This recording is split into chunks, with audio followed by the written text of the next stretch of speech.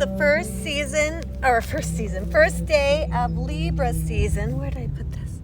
Libra season. So Libra is going to teach us how to receive better. And so every season starts off at 0 degrees. So the sun moves through decans. And the first is always kind of novice. You know, the sun is just learning how to be in Libra again. Sorry about this. This is really having a... I like the way the sun learns. Yes, the sun learns.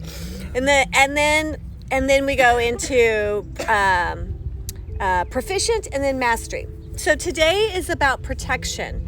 The 0 degrees of every sign is about protecting the heart and the aura and the soul so that we can step into the sun. So, protecting ourselves in reference to receiving.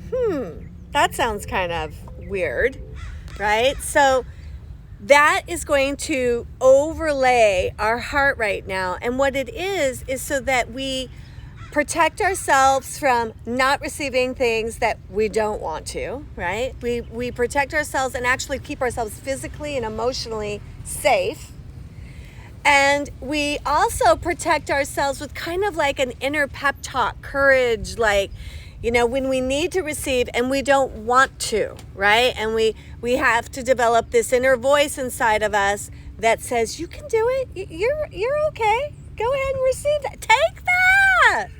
Take it. Right? So we're going to be working with that. And Libra, the entire time, is going to be talking to us about balance. It is little scales.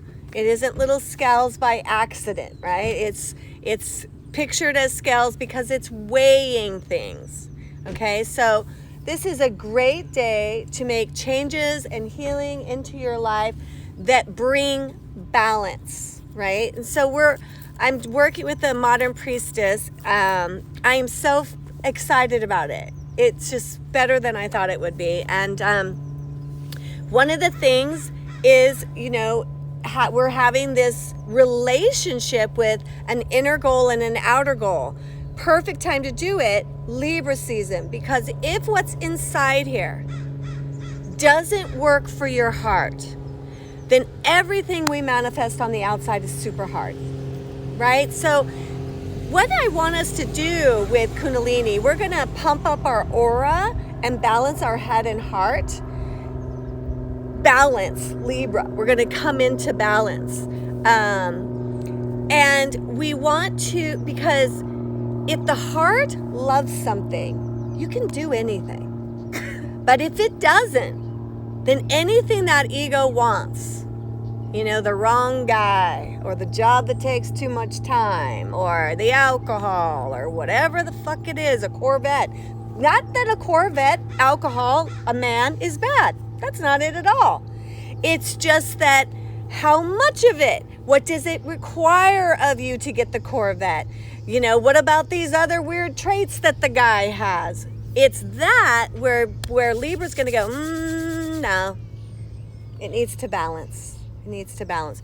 And so in Kundalini Yoga, we do these practices. If you look at it, it can be like, and then into stillness, and then, and then into stillness, and then lots of breath work, and then hardly any, then lots of chanting.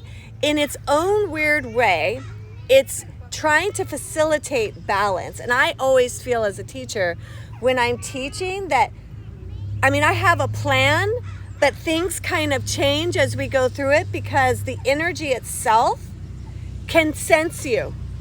And it senses what we got to do to come to neutral, because neutral is the payoff when we're in balance. Neutral is the payoff. And when we're in neutral, we're thinking clear, we're feeling at peace, we can attract from a heart-centered area.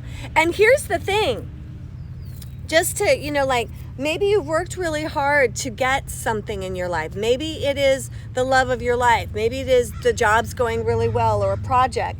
And let's say, though, you're kind of feeling shitty. I got what I wanted. Why do I feel like shit?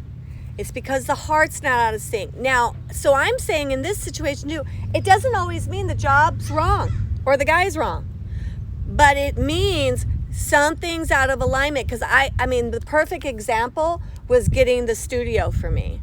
I thought I always wanted it. And then in the first 6 months of a year, all I could think of, this is too hard and I don't really know. And oh my God, right? So I had to like check in. Do you want this or not? Yeah, I do. And then, well, then why aren't you loving it? Right? And when about changing some things, right? Same thing like even with Tony. Really wanted a guy to love me, really, but then I thought, he's around a lot. Do we have to be together so much, you know? So, and he's not like that. He could just be with me forever. But the great thing was he found baseball early in our marriage. And I was like, oh my God, that's so wonderful. Just go play baseball. And it's not that I don't love him. For me, balance is a good deal of time alone. You know, a good deal of time where I don't have to talk. And once I had Treasure, it's like, oh my, that part of me that needs to isolate was like, oh my God, these two people are like, need me a lot. But it's fixable, because here's the thing about that. Did I love them both? Of course I did. So in order for me to have good Libra balance and be able to receive the way I should from that relationship, what happens first is protection. Protecting the heart. Asking the heart, what will it take to stay in these relationships? So one of the things that protects our hearts is by building up the aura. When we build up the aura, so we're going to do a lot for the aura and then head and heart balance, it literally puts more energy in this field. So think about this, you guys. 9 feet in front of me, 9 feet behind, 9 feet on either side, 9 feet into the earth, 9 feet into the sky. This is this potential of love energy that God blesses us with. When we work on it, why does it serve the heart so much? Because now it's like a moat. The heart becomes a castle. The soul sits in the castle, and there's a moat around it. And there's an energetic, like you're almost like a little cell with the membrane. There's a little membrane that begins to be enforced and communicates to your heart what to let in and what not to.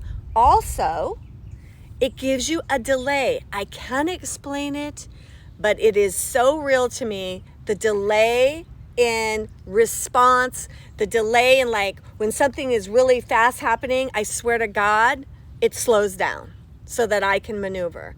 That is what, and this is why we chant Ad Gede Name, because it protects you. Ad Gede Name, and when you do it correctly, you go like this. Ad Gede, you're mentally thinking to yourself, okay? Ad Gede Name, Jugad Gede Name, Sat Gede Name, City Gurudev Name. And then I would think the park, Ad Gede, and I literally visualize it. The world, Ad Gede Name, Jugad Gede, you know, holding it. So now this mantra is connecting with vibration so that I know I'm safe. When I feel really freaked out, I say more. And it's so interesting. When we first came to the studio, I thought, you know, it's a lot of people new to Kundalini, and that's like a mouthful. I'm like, maybe we should leave that off. And Tony's like, have you seen where the studio is?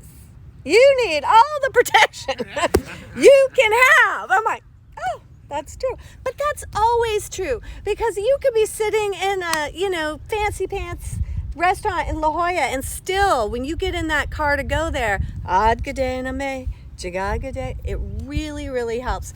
The last thing I'll say about that is we do presentations in Kundalini teacher training at the end. And so they're short so that, you know, the teachers can do it. And I'm thinking, well, maybe we should just take off Ad Gede Name.